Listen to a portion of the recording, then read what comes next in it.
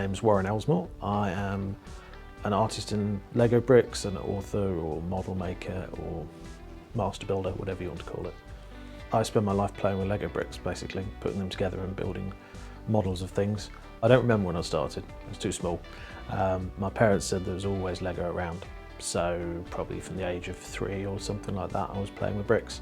I think what appeals is there's no kind of rules, particularly. I mean, you get a set and it's got some instructions, but you can just as easily not follow the instructions and build anything you want. So I always started with the boxed set, but then if I didn't like it, I'd take it apart and build something else, or if I thought I could make it better. You know, simple things like changing the steering wheel over from the left-hand side to the right-hand side. I did that on all my cars. The thing that I hate is when parents get really upset that sets get mixed together. That's the entire point of Lego, is that all the bricks will work with all the other bricks, and it doesn't matter how old they are or how new they are. It doesn't matter that you can't still build the police station you had for Christmas last year if it's now built into a hospital instead. I think a lot of people nowadays, they focus way too much on the picture that's on the box rather than what you could do with those bricks. I mean, when I was a kid, you got the picture on the box and you flip the box over and there were like 5 or 6 other things you could also build from the same pieces in that box. For varying reasons, Lego doesn't do that anymore. But I think people see it as a kit of parts to build a particular model rather than a kit of parts that could build that model, but could just as well build anything else you want. The bit I like the most is puzzle solving, trying to work out how to do something. There's a lot of different Lego pieces that are obviously different shapes, but they put the studs in different directions and they work in different ways. And it does all work to quite a complex grid.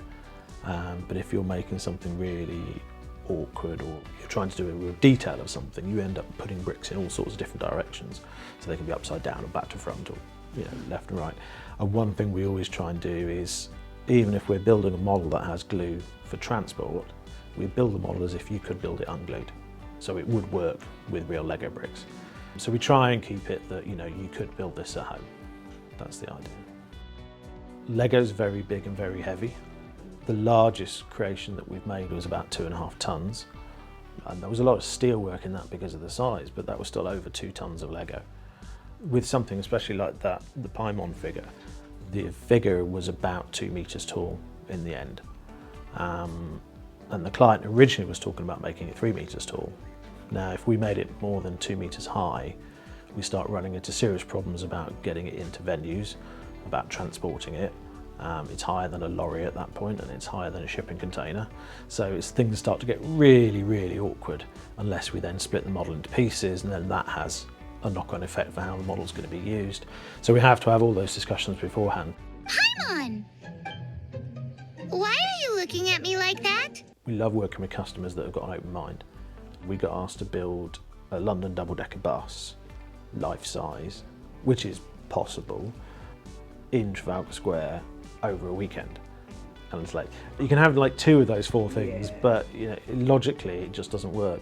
Or if it does, it would be insanely expensive. People are really, really set on things. Sometimes we just have to say, Lego is not the way to do it.